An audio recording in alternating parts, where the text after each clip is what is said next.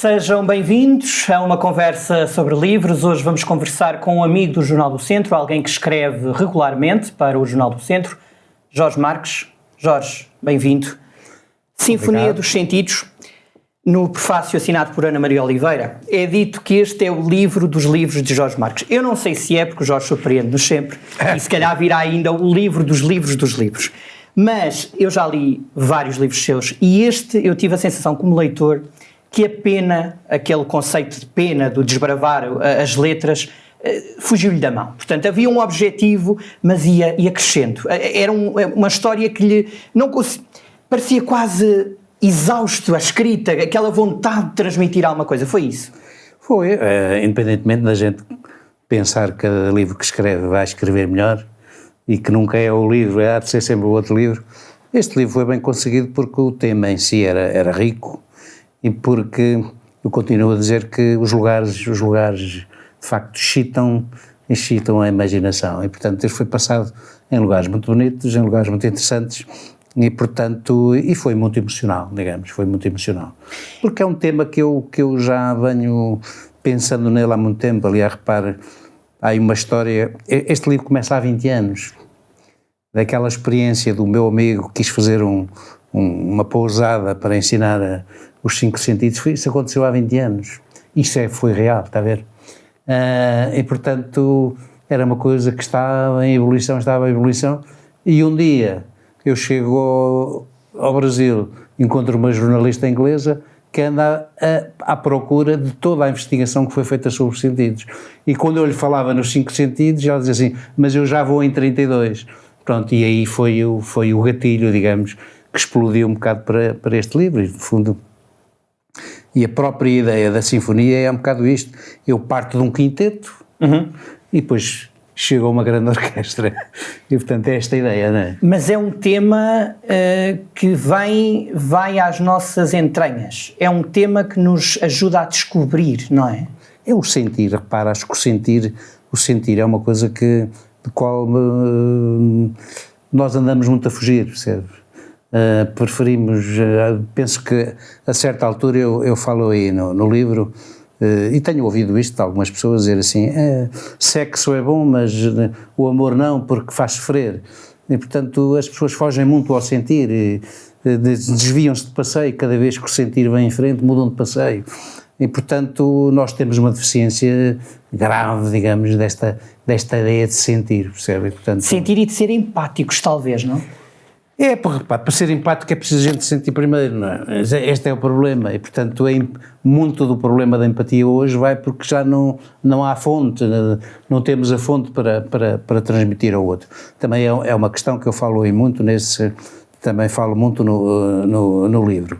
É porque se nós não tivermos, não damos. Eu, se vir um pobrezinho na rua, desgraçado, tenho muita pena dele, meto a mão à bolsa, não tenho moedas, não tenho nada para lhe dar. E, portanto, eu acho que é um pouco isso. Quando nós não temos para dar, não há empatia possível. Este é um livro que coloca frente a frente duas realidades que parecem opostas, o sobrenatural, ou aquilo que não tem explicação, e a ciência que tenta explicar. Mas, como o Jorge diz nas entrelinhas, e talvez não, foram duas atividades que foram queimadas, não é? Não, repare, eu não sei se no outro dia teve cá em Viseu aquele homem que era o dono daquele laboratório de Vial, o Luís Portela, não é? Luís Portela é um cientista puro e duro, digamos, na ciência, e que a determinada fase da vida dele deixou a ciência, entregou, digamos, a empresa aos filhos e anda exatamente usando o método científico, portanto, mantendo o rigor na ciência. Ele agora está a entrar em áreas como a telepatia, como as vidas anteriores, e, portanto, ele está a transportar para aquilo que a gente antigamente dizia, um bocado que era uma certa Chedo, não é? Aquela coisa. O esoterismo, ele trouxe isso para a ciência. E hoje isso começa a dar resultados. Aliás, quando ele cá esteve, eu disse-lhe assim, olha, eu acho que o meu próximo livro vou ter que falar consigo, porque também gostaria de escrever isso, porque eu, aos 20 anos conheci uma senhora que me falava nisto, mas era tudo assim um bocado nebuloso, e eu sempre lhe dizia a ela, deixa lá que um dia a ciência há de chegar lá, E está a chegar, percebe? E está a chegar. Foi um livro que exigiu mais pesquisa, este Sinfonia dos Sentidos? Exigiu muita pesquisa porque lá está o jornalista inglesa, que também se chamava Emma. Já percebi. A tal jornalista que se chamava Emma tinha muita informação. E eu, para falar sobre isso, não podia ser só palpites, percebe? Tinha que ir fundo e tinha que perceber e tinha que utilizar muito, digamos, a pesquisa dela. Portanto, tive muita pesquisa. Aliás, este livro começou a ser pensado há 2 anos. Foi quando eu encontrei lá em Florianópolis e, portanto, e acabou agora há pouco tempo. Portanto, foi muita pesquisa, sim. E os cenários? A descrição profunda dos cenários? Tem uma imensa memória visual? Não, por acaso não. Não, memória visual sim, não tenho é outra. Sim. Memória visual tenho. Eu às vezes faço um exercício engraçado. Aqueles atores de cinema do meu tempo, que agora estão muito mais velhinhos, e dizem assim, olha, aquele era não sei quantos, e portanto ainda lhe consigo. Tenho memória visual, sim.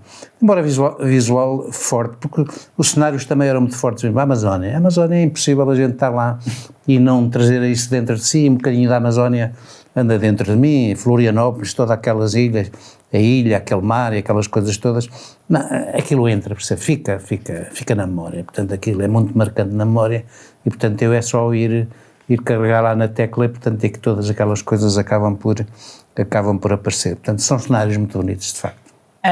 Apesar dessas realidades serem aparentemente opostas, ou seja, o conhecimento barra o rochedo, o que está por explicar, elas entendem-se muito bem.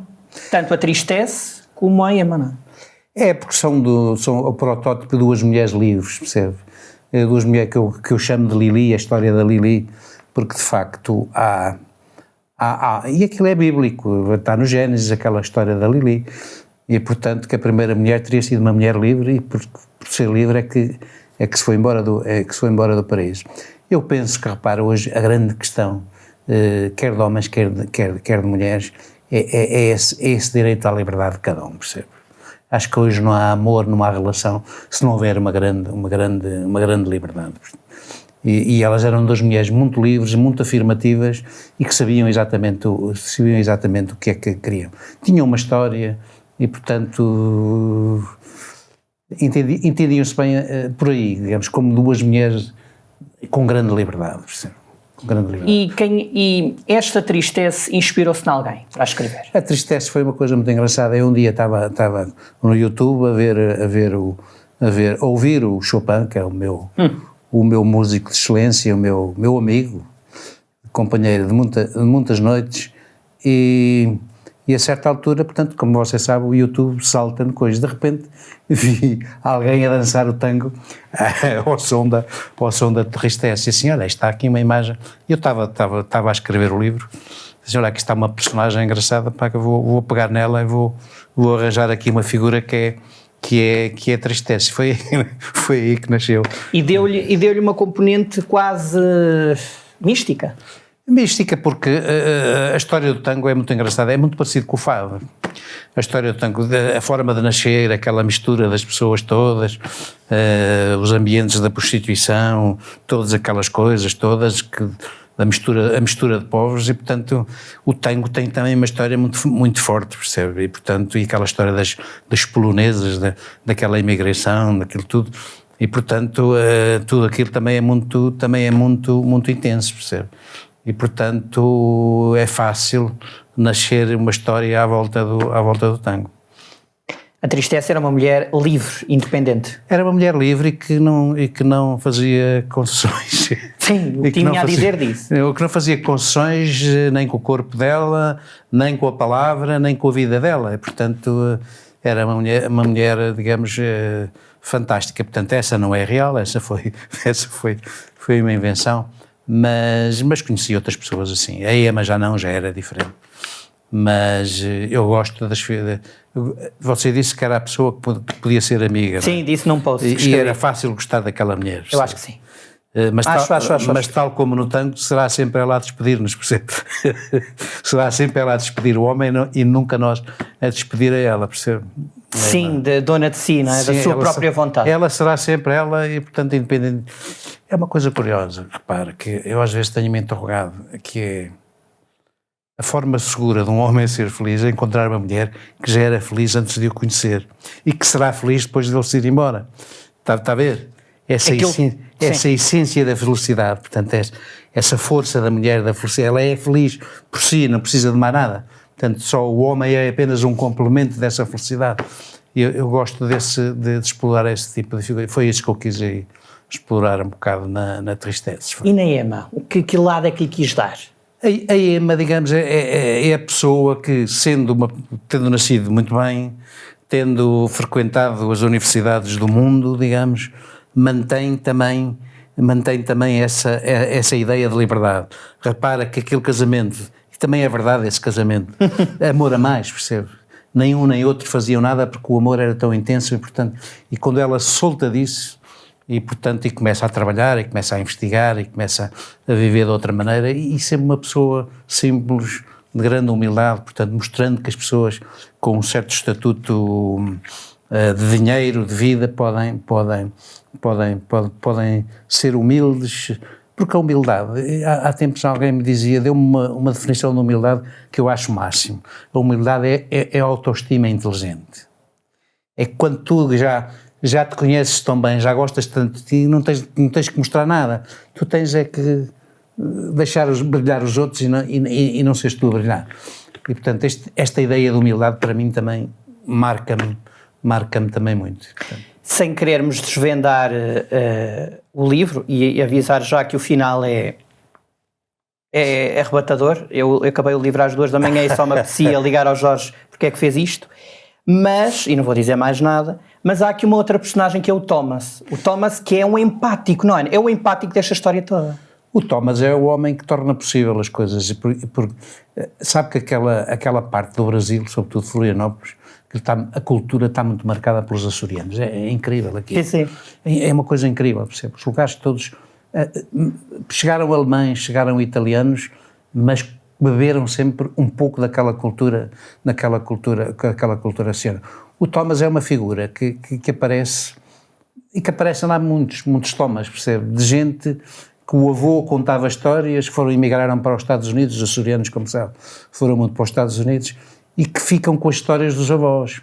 E, portanto, que regressam. Há imensos americanos a fixar-se também lá em Florianópolis, e que vêm exatamente à procura das histórias dos avós. Esse foi um caso, vinha para morrer, e portanto queria morrer na terra que o avô lhe contava as histórias, nunca tinha vindo, e portanto o Thomas é uma figura, está a ver, é outro homem rico, podre de rico, mas que quer criar um restaurante onde sejam ricos a servir os pobres, e portanto ele, a inversão, digamos, dos valores de muita gente rica, quer fazer coisas para os açorianos, quer fazer coisas para a ilha, e portanto quer morrer, digamos, como uma vez viu na Groenlândia. Portanto, há muitas figuras assim, há gente interessantíssima. O Jorge acredita que o homem novo, o tal conceito de homem novo que andamos a falar desde sempre, na história da humanidade, só será perfeito ou só será menos imperfeito se cumprir aquela tal regra da Enosofia, que é a ciência do sentimento, do sentir. Há uma coisa curiosa, sabe? Por exemplo, houve um livro que você deve ter ouvido falar na altura, que o Francis Fukuyama escreveu um livro que era O Fim da História e o Último Homem. Uhum. E o fim da história e o último homem era que o liberalismo tinha encontrado a perfeição, e quer o homem liberal, quer a economia liberal, digamos, era a perfeição. Nós estamos a ver que não é. Estamos a ver que isso não é verdade. Está longe de ser. E eu, aliás, também digo aí no livro, também toco nisso, eu digo assim, eu acho que o último homem ainda está por nascer, percebe? Porque nunca explorou as suas capacidades. E agora está a tentar arranjar um robô e transferir para ele essas qualidades. Eu acho que nós, e portanto esta ideia de procurar os sentidos, de descobrir o corpo, nós não nos conhecemos. Nós não sabemos dar coisas ao corpo e depois pedir-lhe, percebe? Nem sabemos, nem nos permitimos saber. Não, é porque nós desistimos do corpo. Nós desistimos do corpo, não conhecemos as potencialidades. Havia alguém que me dizia assim, ouve lá uma coisa, um tipo que atravessa o Canal da Mancha a nado, o outro que pesa em 200 quilos, o outro que não sei quantos, o homem, é um ser que não há fim para as suas capacidades, está a ver? E, portanto, nós não exploramos. Portanto, quando a história do último homem, não é o último homem, eu acho que o último homem ainda não nasceu, percebe? Acho que a gente vai ter que chegar. Nós estamos numa época confusa. Desafiante, muito. O artificial, o não artificial, o natural, essas coisas. Mas eu acho que a gente vai lá chegar, percebe? Eu acho que a gente vai lá chegar. Vamos ter mais tristeza. Não sei quanto tempo é que vai demorar, percebe? As tristezas vão gerar os tristezinhos, e as emas vão gerar outros, e portanto, você viu no outro dia nos rankings das escolas, uma coisa engraçada. A única escola pública que aparece nos primeiros lugares é a Escola das Artes e Música de Braga, penso eu. Nas 50 primeiras não aparece mais nenhuma pública. E depois, portanto, eu acho que vai ser por aí, percebe? É pela arte? Vai ser por aí, vai ser que as pessoas que se vão dedicar a artes muito novas vão se salientar dos outros. Eu uma vez conversava ali com o nosso diretor do Conservatório de Viseu e ele dizia-me isso, o brilhantismo daqueles alunos, e ele dizia assim, é uma pena eles não ficarem na música, mas eu sei que eles, por onde quer que vão, eles vão levar a música e alguma coisa vão plantar em qualquer outro lado, está a ver? Portanto, eu acho que vai ser muito por aí. Vai ser como aquele jovem cujo nome tive aqui uma branca. O Nino. O segredo está no Nino. O Nino vai ser gente assim, percebe? Gente precoce, que sente a música, que começa e quer uma coisa, está a ver? Que lê o Príncipezinho 13 vezes ou 14 vezes e que sabe o Príncipezinho de cor e que toca música, mas o que quer é ser poeta e, portanto, vai-se continuar a ser músico toda a vida e vai ser também poeta, depois se calhar um dia há de descobrir que também pinta, portanto, vai ser muito por aí, por esse caminho. E penso que a arte vai ser a grande escola, percebe? E é a escola e talvez a salvação? É, porque essa gente é diferente, percebe? Essa gente é diferente, não vê só os números. Não é superficial, talvez. É profunda, tem a tal empatia, sente e, portanto, procura transmitir o seu sentimento, o seu sentir ao outro e, portanto, a empatia sofre e vai tentar perceber a dor do outro, porque, repara, se nós não... A gente anda sempre a fugir à dor, não é? Se nós nunca um capítulo importante no livro. Nós não sentimos... É a febre da gente saber quando é que a gente entra no sentido da dor.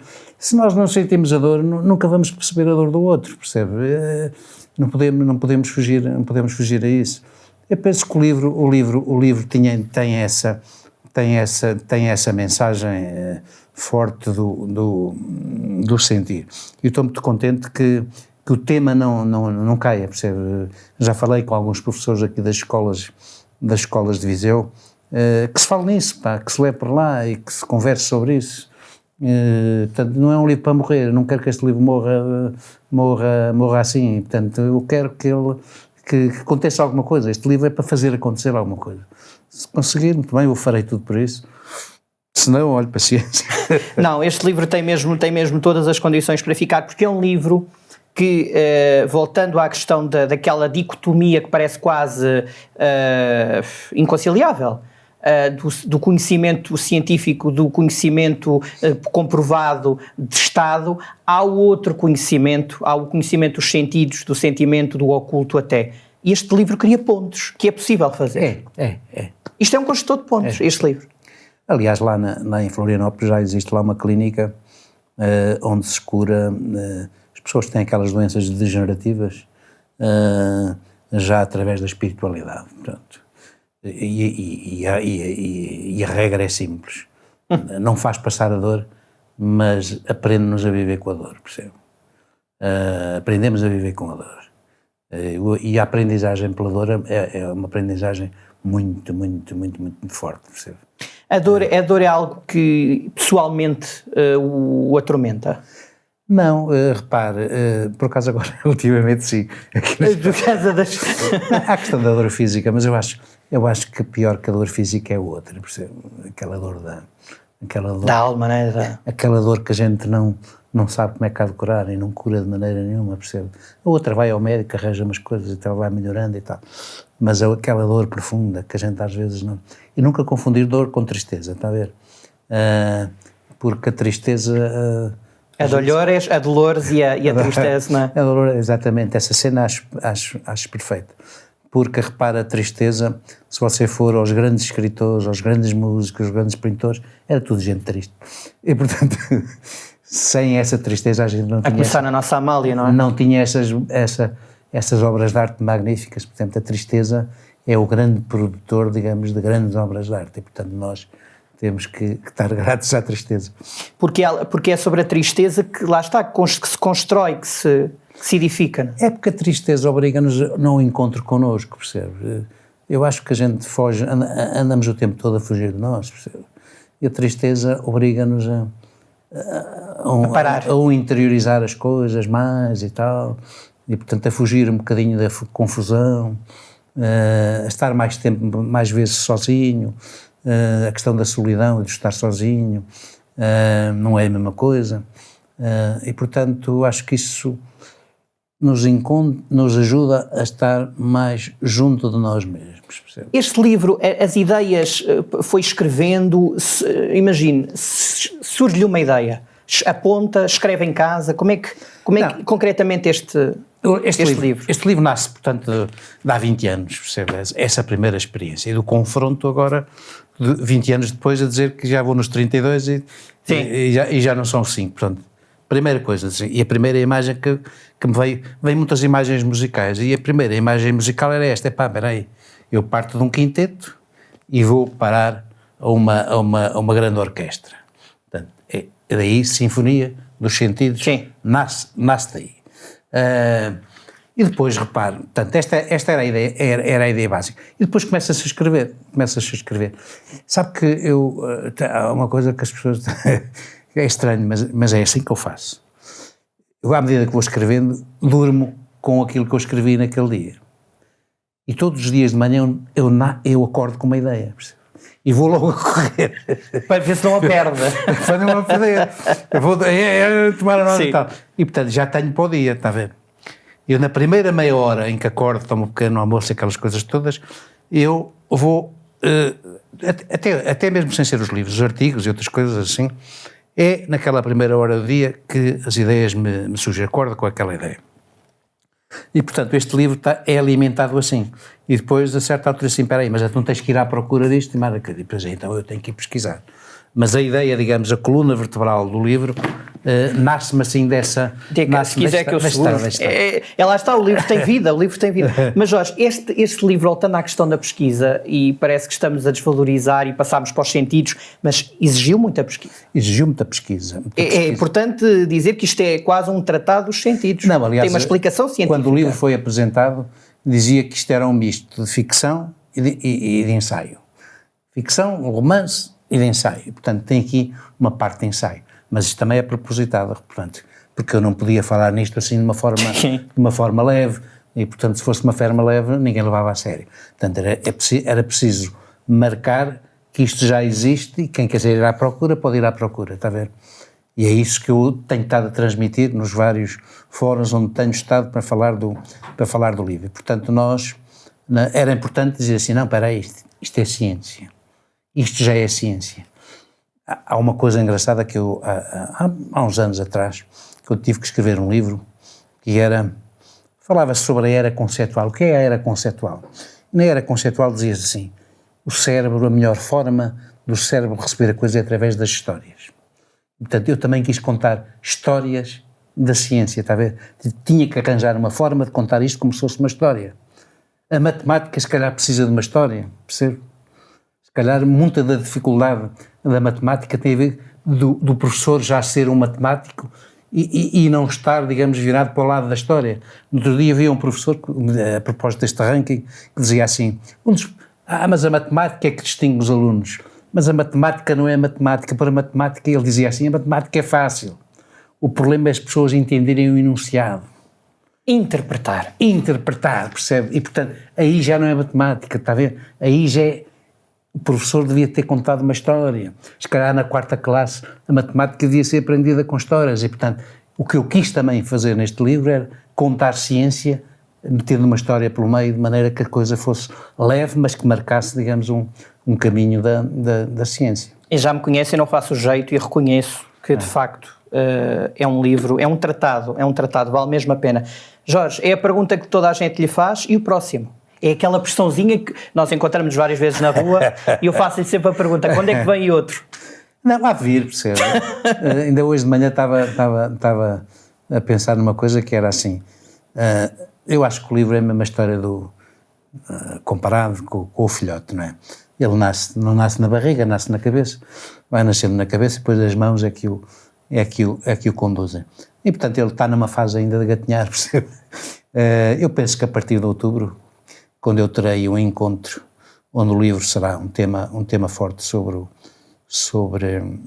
isto dos sentidos, portanto, vou-me despedir dele aí, digamos, em outubro, e depois a partir daí vai... Aquela ideia de Deus, aparecer. Mãe, vou com as aves, não é? O livro vai voar. O livro depois caminhará e, portanto, terá o seu caminho, mas eu penso que a partir de outubro, nos finais do ano, vai aparecer uma ideia qualquer que ainda não faço. E há sempre alguém como eu que o pressiona, não é? Quando é que vai o próximo? Não, mas vai sempre, olha, vai ser daquela manhã que eu acordo com uma ideia, percebe? Mas repare que tem sempre com alguma coisa em comum, que é, há sempre qualquer coisa sonora, digamos, no título. Eu começo sempre pelo título, sabe? É sempre o título, E não muda? É raro mudar o título? Não, ou nunca mudou? Não muda. Posso ajustar o A ou o, tal. Por exemplo, este começou por sinfonia, sentidos, tal, depois houve um momento que eu disse assim, espera aí, mas os nossos sentidos funcionam mesmo como uma sinfonia. Isto é tão perfeito, pá, mas em como maestros somos nós, está a ver? Em como maestros somos nós, e portanto todos nós temos a oportunidade de ser maestros dos nossos sentidos, mas não faço ainda a mínima ideia, Jorge, espero que seja melhor que este. eu até vou ver o número de páginas, 349 páginas, que podem ter a certeza que não vão dar pelo tempo mal perdido, e acreditem que o final, é bom que o Jorge não deu contacto a muita gente, porque muita gente lhe ligará a perguntar que final foi este, tão arrebatador. Eu juro que eram 2 da manhã, eu se não soubesse que estivesse a dormir, eu ia lhe ligar com o porquê que me fez este final. É porque passava-se também mais ou menos às horas, sabe? Certamente. Não, porquê? Porque repara... Mas não conte o final. Havia uma mensagem que era preciso transmitir, que era, digamos, a conversa entre 2 homens e a conversa entre 2 mulheres. O que é que 2 homens falam? O que é que 2 mulheres falam?